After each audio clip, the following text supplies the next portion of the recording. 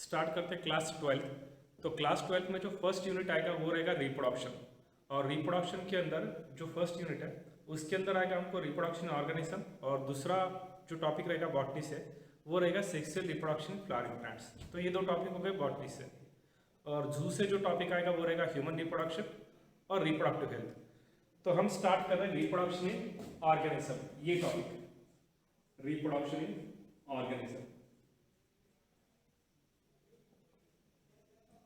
इन organism, organism मतलब plant और animal दोनों भी इंक्लूडिंग है। तो देखिए इस टॉपिक के पहले जो फर्स्ट पेज है आपको वहां पर इंट्रोडक्शन दिया एक साइंटिस्ट का जिनका नाम है माहेश्वरी, पंचम माहेश्वरी। तो उन साइंटिस्ट का पूरा डिस्क्रिप्शन आपको पढ़ना है। उनका डेट ऑफ बर्थ है 1904, उनका बर्थ हुआ था जयपुर में और डेथ हुई थी 1966 में। वो साइंटिस्ट बहुत इंपॉर्टेंट है। देखो फर्स्ट जो एनसीईआरटी का बुक दिया आपका, उनका इंट्रोडक्शन सबसे पहले दिया। और जब ये जो सीबीएसई का एनसीईआरटी का जो फर्स्ट टेक्स्ट बुक था वो भी उन्होंने लिखा था 1964 में, जो पब्लिश हुआ था फर्स्ट बुक। तो बहुत one of the greatest scientist थे और बहुत अच्छे टीचर भी थे। रीज़न ये था कि वहाँ पर लिखा गया, उनके टीचर ने एक बार पढ़ाते वक्त उनको बोला था कि if any student is going ahead than me I will be happy. तो वो बात उनके लिए इंस्पिरेशनल थी, वहाँ से उनको मोटिवेशन मिला और वो बहुत आगे बढ़े। ठीक है, तो अब हमको देखना है रिप्रोडक्शन ऑर्गेनिज्म। तो इस वर्ड का मीनिंग पता है, रिप्रोडक्शन मीनिंग क्या होता है कि रिप्रोडक्शन ये एक फिजियोलॉजिकल प्रोसेस है जिसकी वजह से ऑर्गेनिज्म अपनी रेस कंटिन्यू कर सकता है। रेस कंटिन्यू करने के लिए reproduction one of the important process है। तो अब रिप्रोडक्शन के पहले इस टॉपिक के अंदर सिलेबस क्या क्या दिया वाला है आपको, लाइफ स्पैन दिया वाला है, टाइप्स ऑफ रिप्रोडक्शन दिया वाला है, उसके बाद हमको दिया वाला है यानी कि अगर सेक्सुअल रिप्रोडक्शन नहीं हो रहा पार्थेनोजेनेसिस कैसे होगा, उसके अंदर क्या क्या एग्जांपल्स है, ये सब इस टॉपिक के अंदर हमको देखने का। ठीक है, तो पहले देखेंगे हम लाइफ स्पैन। सबसे पहले देखेंगे life span. What is mean life span? Life span किसको बोलते हैं?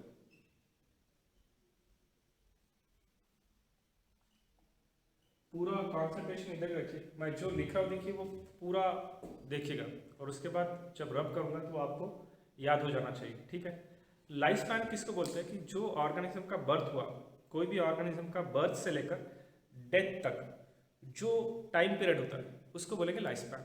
Means it is the time period between the birth until the death of that organism. वो जो पीरियड होता है उसको भी बोलते हैं लाइफ स्पैन।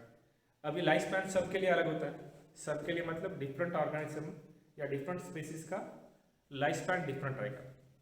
तो लाइफ स्पैन मतलब क्या बोले हम कि द टाइम पीरियड बिटवीन और time between birth and death of an organism, इसको बोलेंगे हम life period, life span, life period बोल सकते हैं, जिसके अंदर मेनली 3 स्टेजेस देखते हैं।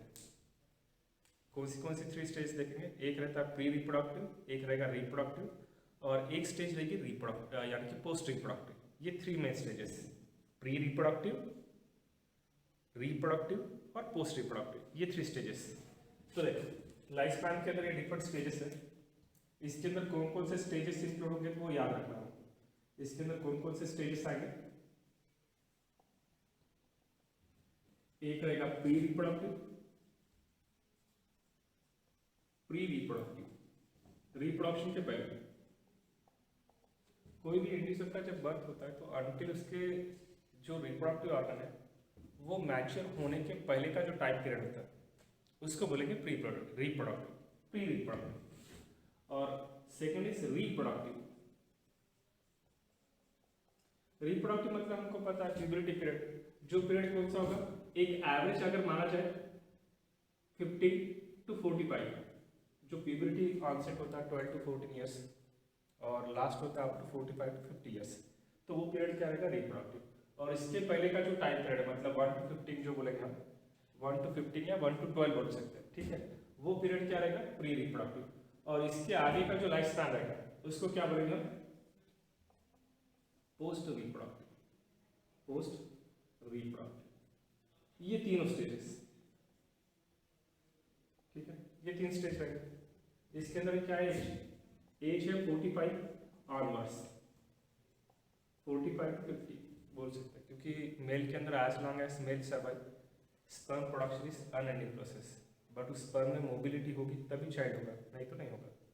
ये हो गया ये स्टेजेस। अब देखिए लाइफ स्पैन जो है वो डिफरेंट ऑर्गेनिज्म के लिए डिफरेंट लाइफ स्पैन होता है।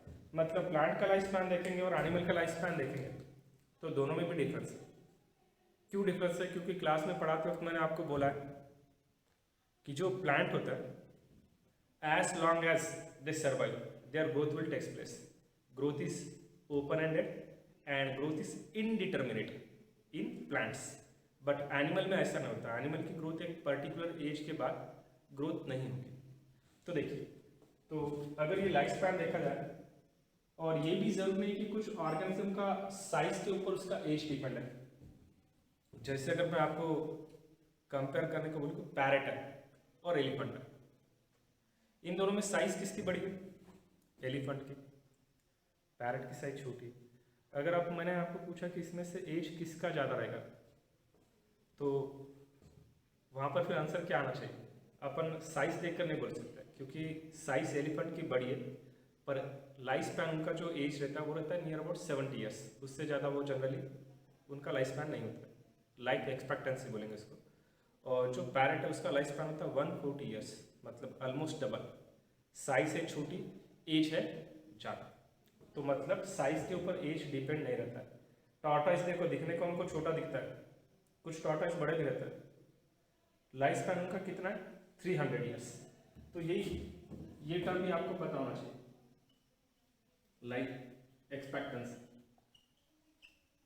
लाइफ एक्सपेक्टेंसी मतलब एवरेज लाइफ। जैसा हम इंडियन लोगों की अगर एवरेज लाइफ अगर देखा जाए तो नियर अबाउट 60 to 70 ईयर है, मैक्सिमम कुछ लोग 100 भी क्रॉस करते हैं। तो ये होगा लाइफ स्पैन, ठीक है, या लाइफ एक्सपेक्टेंसी बोल सकते हैं। तो ये जो लाइफ स्पैन है, देखिए प्लांट और एनिमल में अगर लाइफ स्पैन देखा जाए तो डिफरेंट है। फॉर एग्जाम्पल देखिए, प्लांट्स के एग्जाम्पल बोल लेता हूँ पहले, फिर एनिमल्स के। एनिमल्स,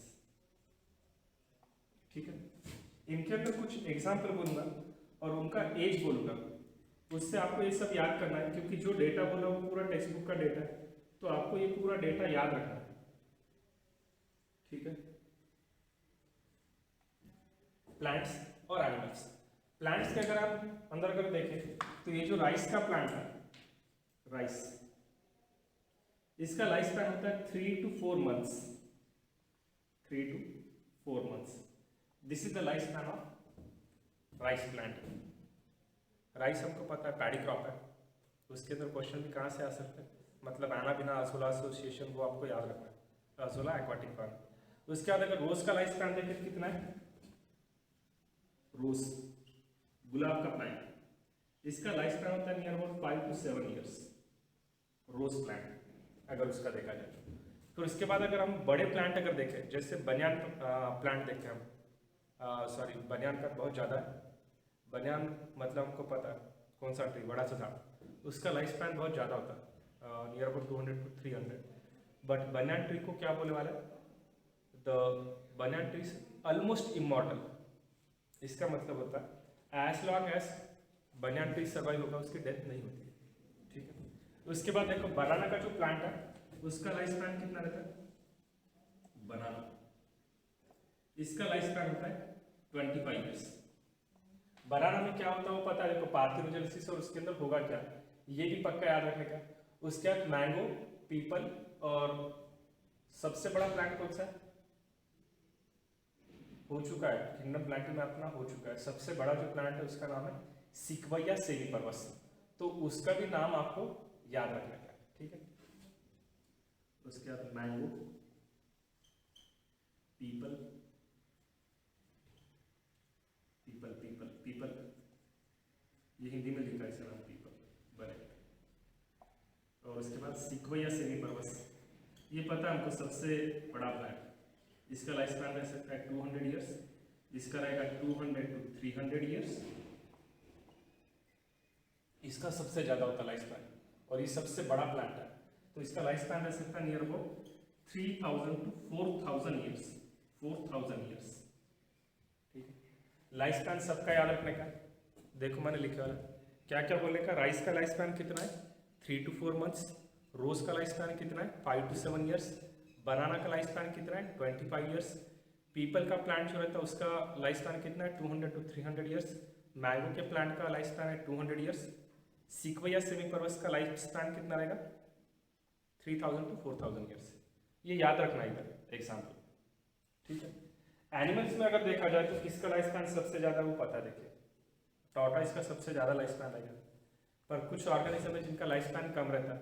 जैसे अगर हम बटरफ्लाई का देखें तो बटरफ्लाई का लाइफ स्पैन कितना रहता है, जो बटरफ्लाई रहता है उनका लाइफ स्पैन होता है वीक्स में, 1 to 2 week. Butterfly life span इनका देखो कम होता है 1 to 2 वीक। इस अर्थ पे जो भी आए उसकी डेथ फिक्स है देखिए, पर वो पहले लिविंग होना चाहिए, नहीं तो नॉन लिविंग की डेथ बोले तो नहीं होता है। तो इसलिए ये टर्म आ रही है लाइफ स्पैन, तो ये याद रखने का है। तो बटरफ्लाई का लाइफ स्पैन होता है 1 to 2 वीक्स। फ्रूट फ्लाई जो पता है घरमाशी बोलते हैं उसको, उसका लाइफ स्पैन होता है near about 30 days। Fruit fly 30 days, इसका डेज में देखिए। वीक में मतलब समझ में आ गया, वीक का मतलब क्या होगा कि 15 डेज के अंदर जो 15 डेज लाइफ स्पैन होता है बटरफ्लाई का, मतलब 1 to 2 वीक्स। डॉग का लाइफ स्पैन कितना होगा, डॉग इसका लाइफ स्पैन होता है 20 to 30 years, इससे ज्यादा नहीं जीते जनरली। उसके बाद क्रोकोडाइल, एलिफेंट, हॉर्स, ये इनका लाइफ स्पैन देख सकते हैं हम। डॉग का लाइफ स्पैन अभी मैंने आपको बोला 20 to 30 years है। क्रोकोडाइल का लाइफ स्पैन कितना रह सकता है, क्रोकोडाइल पता है आपको, उसका लाइफ स्पैन रह सकता है 60 years और एलिफेंट का रहता है 70 years। तो ये भी याद रखें, क्रोकोडाइल 60 years, उसके बाद एलिफेंट 60 to 70 years, इनका एज रहेगा 70 years।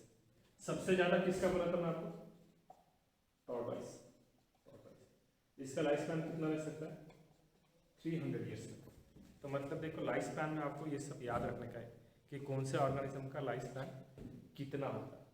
तो ये अब हुआ क्या, जो भी ऑर्गेनिज्म उसकी डेथ तो होने वाली है। अब यहाँ से दो कंसेप्ट आते हैं। जैसे मैंने आपको बोला था कि बैक्टीरिया में क्या होता है, कुछ जो यूनिसेलुलर ऑर्गेनिज्म है वो क्या करते हैं, उनकी जो एक सेल होती है वो 2 सेल में कन्वर्ट हो जाती है पूरी तरह से। तो इस सेल का मतलब ये हो गया पैरेंट, ये दोनों सेल क्या हो गए डॉटर सेल, ठीक है। ये हो गया पैरेंट, ये दोनों हो गए डॉटर सेल्स। तो ये जो पैरेंट सेल होती है वो पूरे 2 डॉटर सेल में पूरी तरह से कन्वर्ट हो जाता है। तो इस सेल का कोई भी पार्ट रिमेनिंग नहीं है कि जो जलाया जाएगा, दफनाया जाएगा या डेड हो गया। ये पूरी तरह से इन दोनों में कन्वर्ट हो गया, तो ये तो गायब हो गया, इनमें आ गया। तो ये यूनिसेक्सुअल ऑर्गेनिज्म में पॉसिबल है। क्या बोला मैंने, यूनिसेलुलर ऑर्गेनिज्म में क्या होगा, जो एक सेल है जब वो 2 डॉटर सेल प्रोड्यूस करेगा ये पूरी तरह से उसमें कन्वर्ट हो जाता है। तो इसका मतलब ये क्या होगा, दीज आर इमॉर्टल। इमॉर्टल मतलब इनकी डेथ कभी होती ही नहीं, क्योंकि वो एक फॉर्म से दूसरे में कन्वर्ट हो रहा है। बट सेक्सुअल रिप्रोडक्शन में ह्यूमन बीइंग में क्या होगा कि जब एक मेल और एक फीमेल उनसे जब चाइल्ड प्रोड्यूस होगा तो कुछ सालों के बाद क्या होगा, जो पेरेंट्स हैं धीरे धीरे उनकी बॉडी क्या होगी, डिकम्पोज होकर बाद में डेथ हो जाएगी। तो उस पार्ट को जलाना, दफनाना, डिकम्पोजिशन सब कुछ होगा। तो मतलब वो पार्ट डेड हो रहा है किसमें, सेक्सुअल रिप्रोडक्शन में। किसमें, जिनके अंदर ज़्यादा सेल है, मतलब मल्टीसेलुलर ऑर्गेनिज्म। तो ये दोनों कंसेप्ट आपको याद रखना है कि यूनिसेलुलर में क्या होता है, being some organism are unicellular, some unicellular organism they are going to convert into the daughter cells, और जब वो daughter cell में convert हो जाएंगे तो none of the part of body remain which is going to die, hence they are immortal। but as far as sexual reproduction is concerned, sex word का meaning ये होता है separate, 2 अलग अलग।